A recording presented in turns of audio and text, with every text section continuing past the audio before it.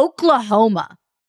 Oklahoma, that was 5-5 going into this game. Oklahoma, that had one SEC win going into this matchup against Alabama. Alabama, ranked 7th in the country. All they had to do was beat Oklahoma and Auburn next week in the Iron Bowl, two of the worst teams in the SEC, and they're a shoo-in for the college football playoff. But no, because week 13, that's the week of chaos. Week 13 is the week of getting exposed.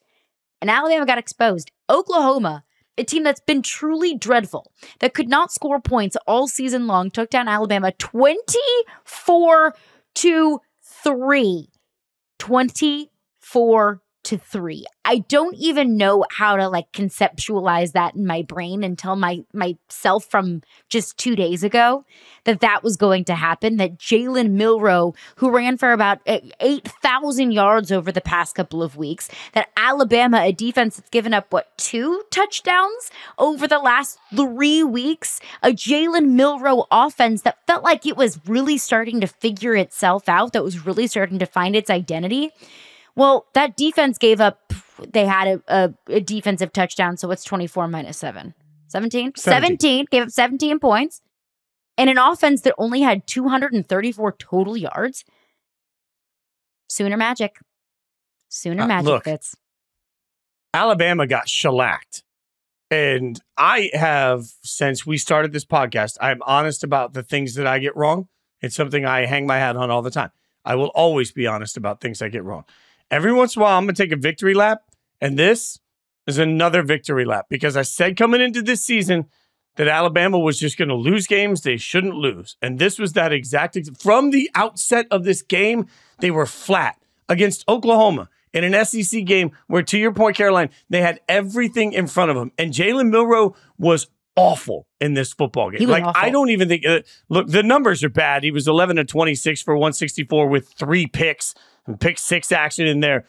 That sounds bad. He was even worse than that. And Oklahoma came in. Brent Venables, a noted defensive mind, came with a really good game plan to make sure that Jalen Milroe was never comfortable using his feet. Oklahoma was able to do everything that I thought LSU would do last week and just couldn't get done. And what you ended up with was an Alabama team that just got knocked out repeatedly over and over and over again. And look, I'll be consistent here. I thought that Alabama would find themselves losing 3 or 4 games this year because there's a cultural difference with Kalen DeBoer. We have now seen for the second time this year that Alabama without Nick Saban does not have the same level of focus and killer instinct that they used to have, and that costs them football games. I cannot rightfully tell anybody that Alabama belongs in the college football playoff because you don't get your ass kicked the way that they've had their ass kicked multiple times this season now in games that they should come in prepared and then still tell me that you're one of the top 12 teams in the country. It was all right there for them. When you lay that sort of egg, when everything's in front of you,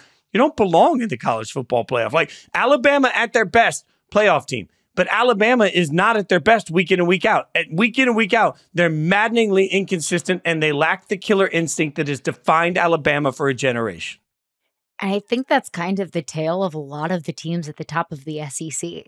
At their best, national championship contender. Just don't play to that level week in and week out. I look at Georgia, a team that played it really close against Florida and then turned around and really dominated Tennessee for 3 full quarters.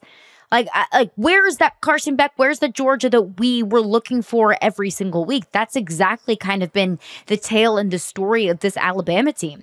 And it's 3 losses, but 2 of those are bad. Really bad loss. A loss to Oklahoma is bad. This is an Oklahoma football team that felt like it wasn't even going to get to a bowl game. This was an Oklahoma fan base that's calling for Brent Venables' job mere months after he got a contract extension. And the loss to Vanderbilt, obviously, earlier in the year. And Vanderbilt isn't the Vanderbilt that we've always known Vanderbilt to be, but it's not like Vanderbilt's any sort of world beaters. It's not like this Alabama team, with all the talent that they have, had any business even being in a game with Vanderbilt.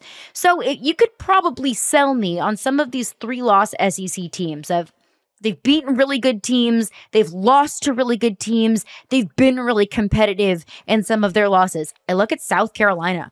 That was a couple of bad calls away from beating LSU. That was, just mere seconds away from beating Alabama, with a lot of good wins on their schedule. And I say, okay, I think that there could be a path with amongst the chaos and with the rest of the teams at the top of college football playoff. But I look at Alabama and their losses, how they've looked in those losses, and even how they've looked in some of their wins. You cannot tell me that week in and week out that Alabama is consistently one of the best teams in the country, which I think is kind of a shame, Fitz, because I do think that Alabama has a national championship potential. But that wasn't a national championship team that we saw against Oklahoma. That was not national championship Jalen Milroe that we saw against Oklahoma. Well, and let's be clear, Alabama is not sitting here less talented, right? Kalen DeBoer is a very good coach. So he gets his first loss in the month of November since he was a coach at Fresno State.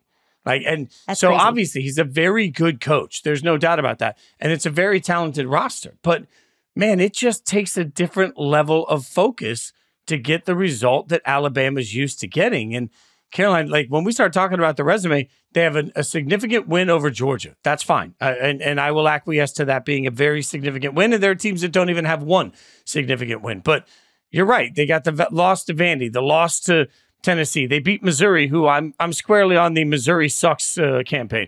And they beat LSU. Right. And they beat LSU, and we all know that LSU, is not as good as people wanted LSU to be. Stinks. It's okay. You can say it. I was being polite. Stink. I was being polite. It's okay. So I'm just looking at Alabama, and I'm saying, okay, well, where is the moment that you can show everybody this and say, hey, kids, turn this tape on. You want to see who Alabama is? Turn this tape on. It's one half of one game against Georgia. And we saw so much in one half of one game. They were like, no. I did it. I fell for it. And then, but where have we been since then? This version of Jalen Milroe, man, I don't trust this version of Jalen Milroe in the playoffs. I don't trust this version of Alabama in the playoffs. I cannot believe that they became, with the weapons they have on offense, to become that invisible against an Oklahoma team that does not belong on the field with you from a talent level makes no sense. It doesn't. It doesn't make any sort of sense. And again, for the second time just today, and I think the third time overall this season, we had a premature field storming.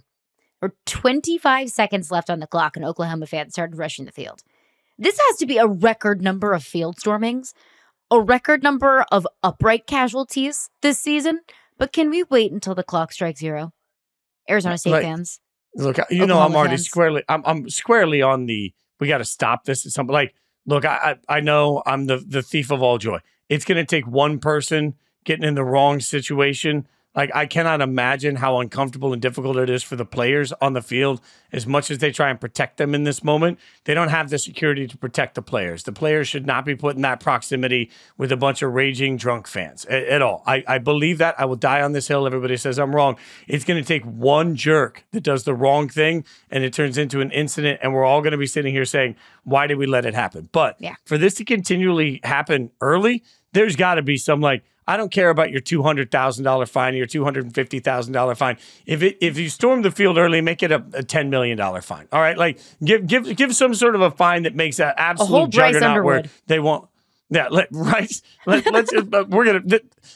present the menu. This is a Bryce Underwood fine. This is a Juju Lewis fine. We'll just go up and down the menu. Yeah. This is your group of five right guard fine. So it's a little bit lighter than the 5-star quarterback fine, but still a fine nonetheless. The Arch Manning fine, Arch Manning, that's a hefty little fine there. Yeah, that's a hefty fine. Yeah. So you want to storm the field or you want Arch Manning? It's your choice, fans. It's your choice. Last thing on this game, there was, I don't know if you saw it, a really bad call. A really bad call. It was an illegal touching call on Ryan Williams. And the flag was thrown after, I want to say, one of the most beautiful catches I've ever seen, but it may have just been one of the most beautiful catches I've ever seen since the last most beautiful catch I ever saw from Ryan Williams. It was, I don't even know how far, a deep shot, Jalen Motor to Ryan Williams in the end zone, a great catch, a perfect throw. He is literally a ballerina playing football, and it got called back because of a very ticky-tacky and very obscure illegal touching call. Bama fans, that's not why you lost. You lost the football game because Oklahoma got 14 points handed to them on a silver platter from your quarterback.